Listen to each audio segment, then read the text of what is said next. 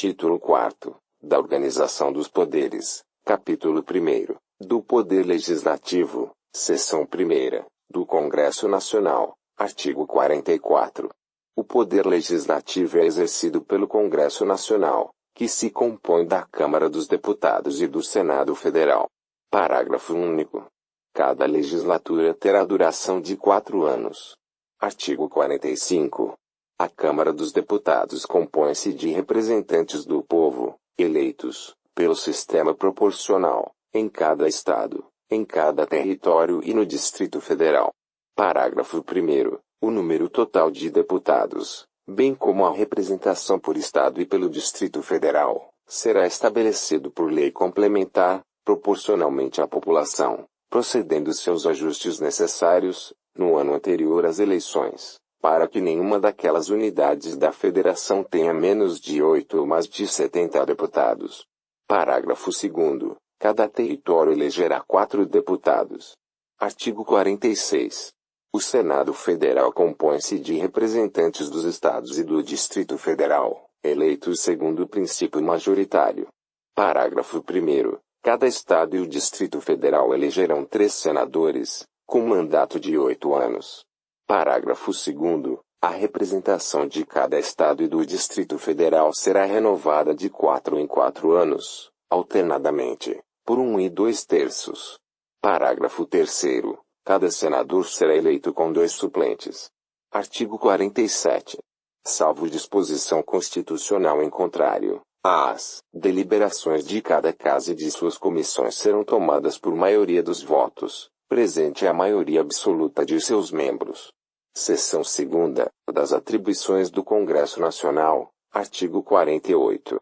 Cabe ao Congresso Nacional, com a sanção do Presidente da República, não exigida esta para o especificado nos artigos 49, 51 e 52, dispor sobre todas as matérias de competência da União, especialmente sobre, inciso 1º, sistema tributário, arrecadação e distribuição de rendas, inciso 2º, plano plurianual, diretrizes orçamentárias, orçamento anual, operações de crédito, dívida pública e emissões de curso forçado, inciso 3º, fixação e modificação do efetivo das Forças Armadas, inciso 4º, planos e programas nacionais, regionais e setoriais de desenvolvimento, inciso 5º, limites do território nacional, espaço aéreo e marítimo e bens do domínio da União, inciso 6º, incorporação, subdivisão ou desmembramento de áreas de territórios ou estados, ouvidas as respectivas Assembleias Legislativas, inciso 7º,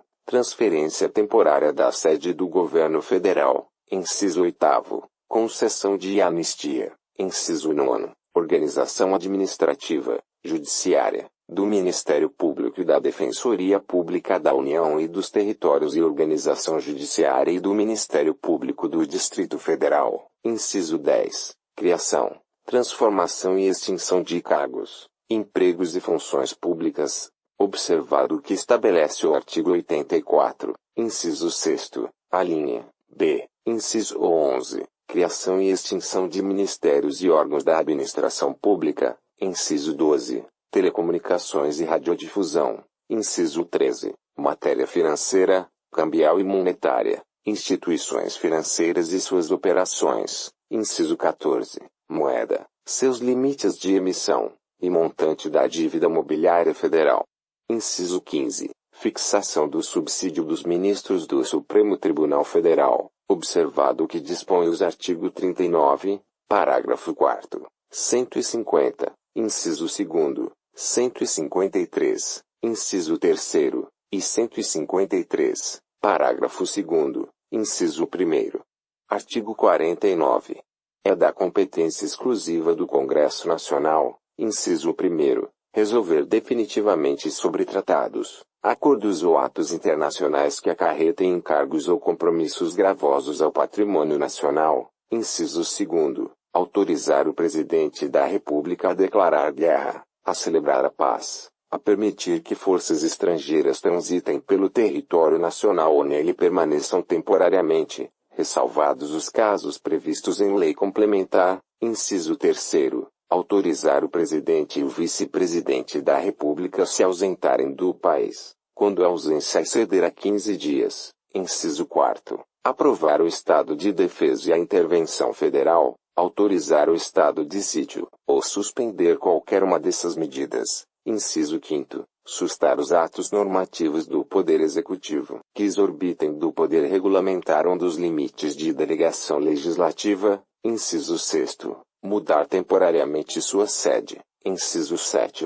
Fixar idêntico subsídio para os deputados federais e os senadores, observado o que dispõe os artigos 37, inciso 11, 39, parágrafo 4º, 150, inciso 2º, 153, inciso 3º, em 153, parágrafo 2º, inciso 1º, inciso 8º, fixar os subsídios do presidente e do vice-presidente da República e dos ministros de Estado, observado o que dispõe os artigos 37, inciso 11, 39, parágrafo 4º, 150, inciso 2º, 153, inciso 3º, e 153, parágrafo 2º, inciso 1º, inciso 9, julgar anualmente as contas prestadas pelo Presidente da República e apreciar os relatórios sobre a execução dos planos de governo. Inciso 10, fiscalizar e controlar, diretamente, ou por qualquer de suas casas, os atos do Poder Executivo, incluídos os da administração indireta. Inciso 11. Zelar pela preservação de sua competência legislativa em face da atribuição normativa dos outros poderes. Inciso 12. Apreciar os atos de concessão e renovação de concessão de emissoras de rádio e televisão. Inciso 13. Escolher 2/3 dos membros do Tribunal de Contas da União. Inciso 14. Aprovar iniciativas do Poder Executivo referentes a atividades nucleares. Inciso 15. Autorizar referendo e convocar plebiscito. Inciso 16. Autorizar, em terras indígenas, a exploração e o aproveitamento de recursos hídricos e a pesquisa e lavra de riquezas minerais. Inciso 17. Aprovar, previamente, alienação ou concessão de terras públicas com área superior a 2.500 hectares. Artigo 50. A Câmara dos Deputados e o Senado Federal, ou qualquer de suas comissões, poderão convocar ministro de Estado ou quaisquer titulares de órgãos diretamente subordinados à Presidência da República para prestarem, pessoalmente, informações sobre assunto previamente determinado, importando crime de responsabilidade e ausência sem justificação adequada. Parágrafo 1º. Os ministros de Estado poderão comparecer ao Senado Federal, à Câmara dos Deputados, ou a qualquer de suas comissões, por sua iniciativa e mediante entendimentos com a mesa respectiva, para expor assunto de relevância de seu ministério. Parágrafo 2º. As mesas da Câmara dos Deputados e do Senado Federal poderão encaminhar pedidos escritos de informações a ministros de Estado ou a qualquer das pessoas referidas no caput deste artigo, importando em crime de responsabilidade a recusa, ou o não atendimento, no prazo de 30 dias, bem como a prestação de informações falsas. Seção 3ª, da Câmara dos Deputados. Artigo 51.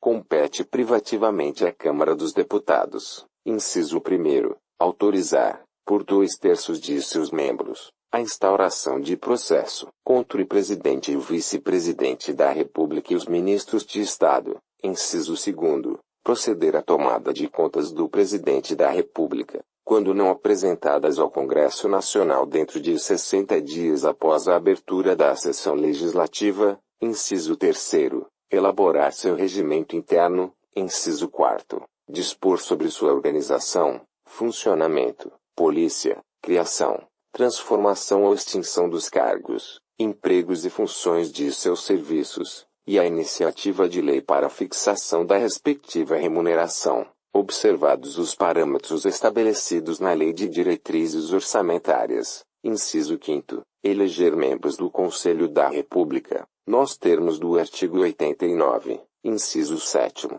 Seção 4ª, do Senado Federal. Artigo 52.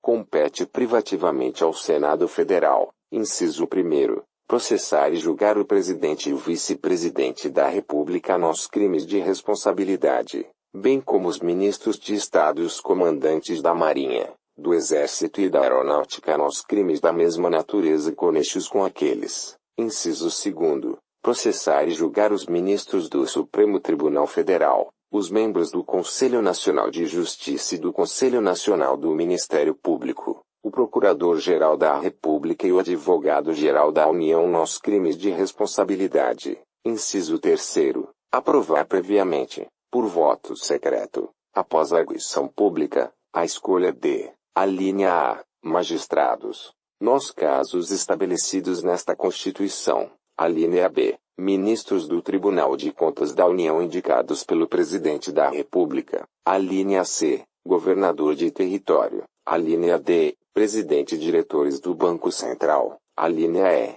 Procurador-Geral da República. Alínea F. Titulares de outros cargos que a lei determinar. Inciso 4º. Aprovar previamente, por voto secreto, após arguição em sessão secreta, a escolha dos chefes de missão diplomática de caráter permanente. Inciso 5º. Autorizar operações externas de natureza financeira, de interesse da União, dos Estados, do Distrito Federal, dos territórios e dos municípios. Inciso 6º. Fixar, por proposta do Presidente da República, limites globais para o montante da dívida consolidada da União, dos Estados, do Distrito Federal e dos municípios. Inciso 7º. Dispor sobre limites globais e condições para as operações de crédito externo e interno da União, dos Estados, do Distrito Federal e dos municípios, de suas autarquias e demais entidades controladas pelo Poder Público Federal.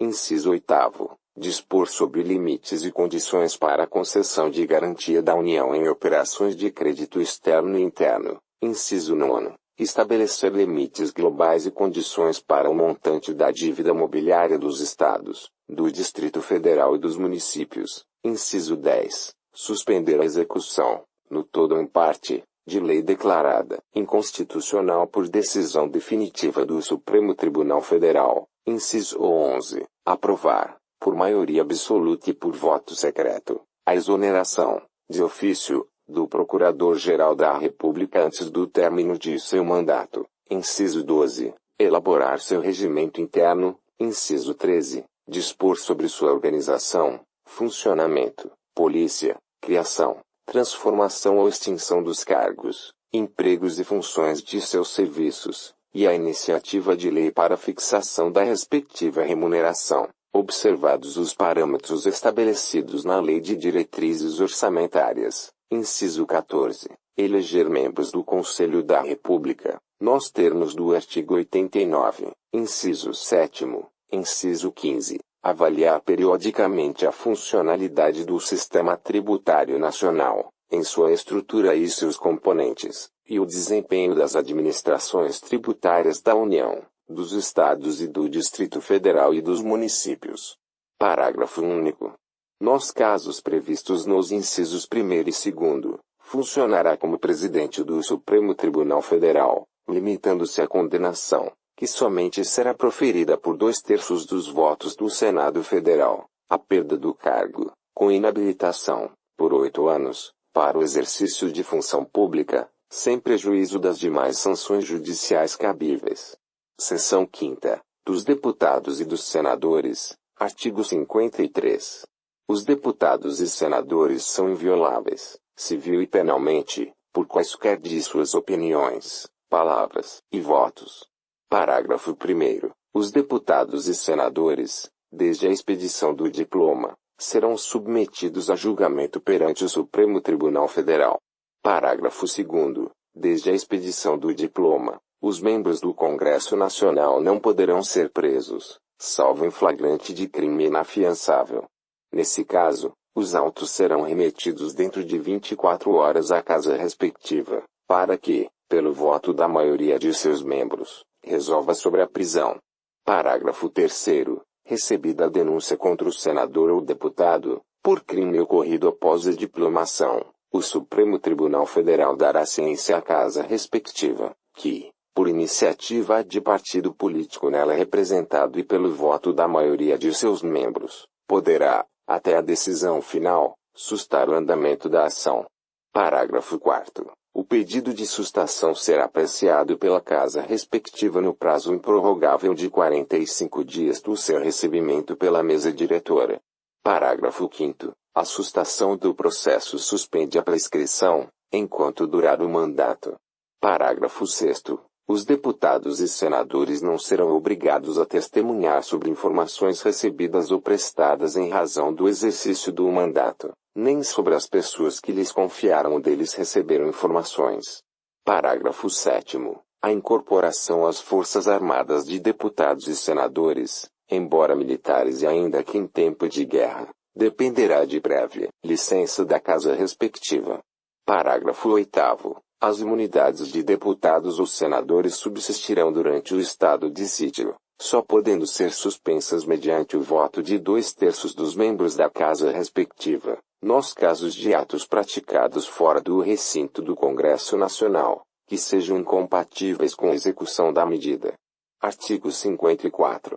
Os deputados e senadores não poderão, inciso 1º, desde a expedição do diploma, alínea A, firmar ou manter contrato com pessoa jurídica de direito público, autarquia, empresa pública, sociedade de economia mista ou empresa concessionária de serviço público, salvo quando o contrato obedecer a cláusulas uniformes, alínea B, aceitar ou exercer cargo, função ou emprego remunerado, inclusive os de que sejam demissíveis ad nutum, nas entidades constantes da linha anterior, inciso 2º, desde a posse. A linha A, ser proprietários, controladores ou diretores de empresa que goze de favor decorrente de contrato com pessoa jurídica de direito público, ou nela exercer função remunerada. A linha B, ocupar cargo ou função de que sejam demissíveis ad nutum, nas entidades referidas no inciso 1º. A linha A. A linha C, patrocinar causa em que seja interessada qualquer das entidades a que se refere o inciso 1º. A linha A. A linha D. Ser titulares de mais de um cargo ou mandato público eletivo. Artigo 55. Perderá o mandato o deputado ou senador, inciso 1º, que infringir qualquer das proibições estabelecidas no artigo anterior, inciso 2º, cujo procedimento for declarado incompatível com o decoro parlamentar, inciso 3º, que deixar de comparecer, em cada sessão legislativa, a terça parte das sessões ordinárias da casa a que pertencer, salvo licença ou omissão por esta autorizada, inciso 4º, que perder ou tiver suspensos os direitos políticos, inciso 5º, quando decretar a Justiça Eleitoral, nos casos previstos nesta Constituição, inciso 6º, que sofrer condenação criminal em sentença transitada em julgado. Parágrafo 1º. É incompatível com o decoro parlamentar, além dos casos definidos no regimento interno, o abuso das prerrogativas asseguradas a membro do Congresso Nacional ou a percepção de vantagens indevidas. Parágrafo 2º. Nos casos dos incisos 1º, 2º e 6º, a perda do mandato será decidida pela Câmara dos Deputados ou pelo Senado Federal, por maioria absoluta, mediante provocação da respectiva mesa ou de partido político representado no Congresso Nacional, assegurada a ampla defesa. Parágrafo 3º. Nos casos previstos nos incisos 3º ou 5º, a perda será declarada pela mesa da casa respectiva, de ofício ou mediante provocação de qualquer de seus membros, ou de partido político representado no Congresso Nacional, assegurada a ampla defesa. Parágrafo 4º. A renúncia de parlamentar submetido a processo que vise ou possa levar à perda do mandato, nos termos deste artigo, terá seus efeitos suspensos até as deliberações finais de que tratam os parágrafos 2º e 3º. Artigo 56.